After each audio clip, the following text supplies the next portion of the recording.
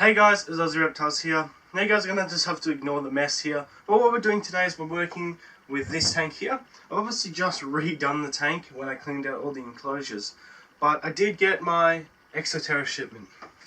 So the first product we're going to review from the new Terra stuff is the sand mat. Now this sand mat is going to be going in here. In this tank I do actually have two blue tongues and a shingleback. And obviously the shinglebacks naturally kind of associate this sort of sandy terrain as their habitat. So I thought, let's get it, we'll set it up in the tank, see how it looks. So let's get straight into that. So obviously that I've set up the tank, what I'm going to have to do is take out the animals, take out all the logs and the plants, the hide, and then obviously get rid of the substrate. I could leave the substrate in, and then with the mulch underneath, it could kind of give the sand mat a wavy sort of look instead of just a flat ground. But we'll see what I want to do, we'll check it out, but let's get the animals and everything else out. So what we have here is a little tub that we're going to place the animals in. So they'll be in here while we clean it out. So let's get the shingleback, Mr. Shingles. I'm kidding, it doesn't have a name and it is a girl. We'll get our little Vic Easton, just a plain little female. Then we also have our male het reduced pattern, who's also the father of the babies that I've just produced. Chuck the lid on top. And then they'll be fine in there until we're done. Now, obviously as I said, we want to remove the accessories. Take out the logs. We've got a few logs in here just to provide hiding spots and enrichment. Fake plants and some more logs. Now let's open up the sand mat and see what we want to do. See if we want to remove the substrate or if we want to leave it in there. So I got the sand mat. This is the 58cm by 43cm. I believe it's the medium. Yeah, the medium. So we'll open it up. I think it should fit this tank fairly well, but we'll see. Now the one issue is that with it being sand, there's also a lot of loose sand. What we'll do is we'll have one side sand and then the other side can be the mulch. Oops, I made my strip fall down. So yeah, this isn't big enough unfortunately, but that happens. Now one thing I'd say you want to be careful is not getting these rocks on the glass, because it probably would scratch the glass. So there we go. I've put it in.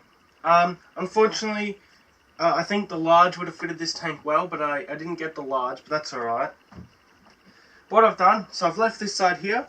This is kind of good too because the blue tongues like to bury in this, and I have a fairly deep layer of mulch for them to bury in. So the blue tongues can still bury, and if they really wanted to, they could even get under this mat and dig under there. But I've put it on the hot side that will have the heat light, so kind of, it's like the desert and then you've got like the bushland, I guess you could say. So we'll set it up again and then chuck the lizards back in, and I'll show you guys how it looks.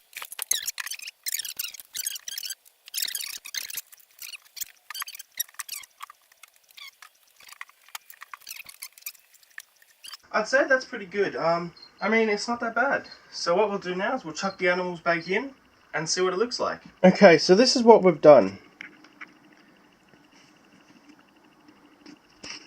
It looks a bit odd, but honestly I don't mind it. So now, they've got their area here where they've got their hide, a bit more of a green luscious plant, and the blue tongues love to burrow in this. And then you've got your area here where you've got like a dead branch sort of thing that's fallen down. You've got your desert plant and obviously your desert sand, and this is also where the heat light is too, so I guess it provides more of the arid sort of feel for the shingleback. Yeah,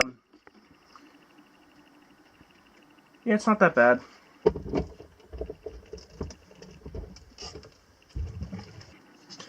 Now a question I got with this mat here is, will it grind down their nails? And I think it might.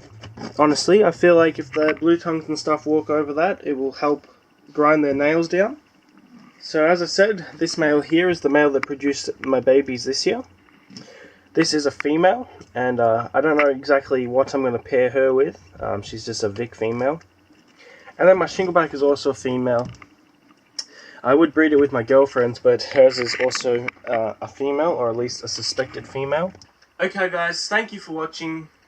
This is a bit different, and it's a bit less of a review, but I will say that this sand mat looks really good. If you were to have a full tank, obviously it's a bit odd having it half and half, but I don't mind that. But if that was to be full sand, it'd look good with your bearded dragons. Obviously the shingleback, I like it with him because it's kind of his natural habitat, I guess you could say. So he now has his sandy terrain. And then with the bearded dragons, so it's a bit controversial whether they can be kept on sand. But with this, it being stuck down, for the most part, it will stop him from eating it, and it will still give him that natural sand look of like the outback or the west New South Wales sort of desert. So it looks good, and I honestly don't mind the half and half. Then I've got like this tunnel here which takes them over to it.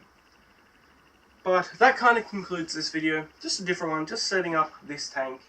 Let me know what you guys think, and whether you would actually buy this product and use it. I would say that I'd definitely get it, and it'd be cool to put my bearded dragons on it. Obviously they're all on this mulch stuff as well. But it is a good product. I can never really say anything bad about Terra. I really enjoy their stuff. In fact, you know what would be cool? This skull would probably look cool in there as well. On the desert sand. So if you were to buy them, it'd be like a nice combo. However, I won't be putting it in there. At least just not yet. But that has been this video. Hopefully you enjoyed. As I said, let me know if you would buy this mat and what you think about it. I quite like it. But yeah, as always, like the video if you enjoyed, and I'll catch you guys in the next video.